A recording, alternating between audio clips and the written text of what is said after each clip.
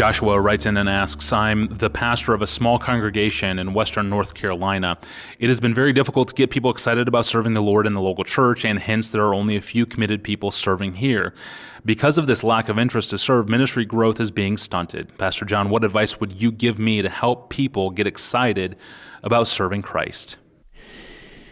Well, I am really eager to say something helpful, if I can, about that, because I've seen it done badly and I've seen it done well.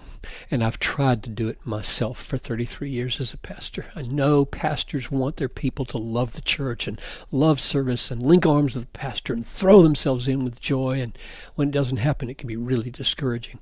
I've seen it done badly. My wife and I were in a church, it was probably 10 years ago, on vacation in a town, and we decided to go to church Sunday evening.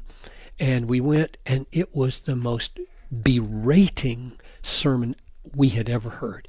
This pastor, for 30 minutes, was spanking his people, criticizing his people, complaining to his people, and the issue was Wednesday night attendance. And when we walked out, Noelle, my wife, never criticizes anybody. She said to me in the car on the way home, I don't think we'll go back there.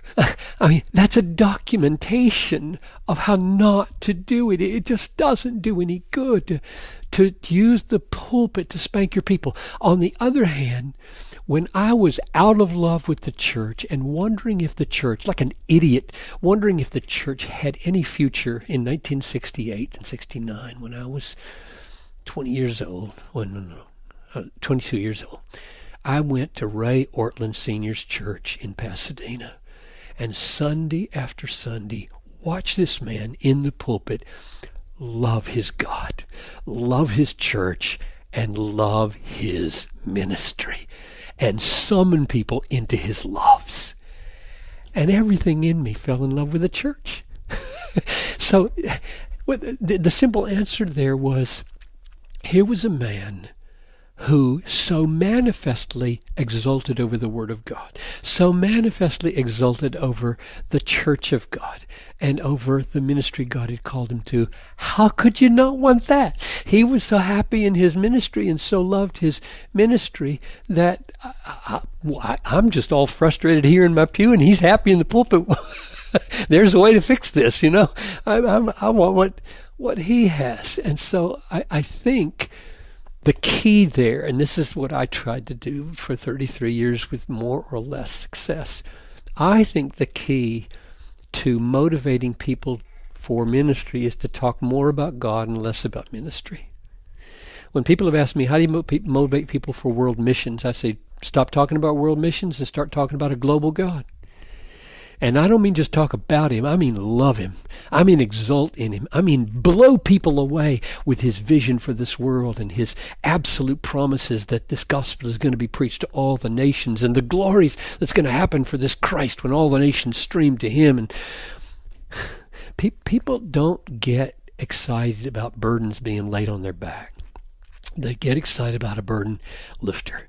They get excited about a God infinitely worthy of their allegiance and their worship. So my counsel is at the beginning of a ministry, and really, I suppose, anywhere along the ministry, put very little emphasis on programs. Put very little emphasis on activities in the church. Don't come into a church and say, okay, we got these 5 activities, and I'm in here to revitalize those 5 activities. That's just a crazy way to go about church renewal. Rather, put a huge emphasis on heralding, exulting over the greatness of God, the unsearchable riches of Christ, the glories of our salvation, the wonders of the Bible, and weave into that a life of prayer for your people, that God would give them a taste for this glory so that they don't feel forced. They have a desire and a longing because God has become something amazing to them. Because you really don't want any other kind of service, do you? You don't want service because you've scared them into it or twisted their arm into it.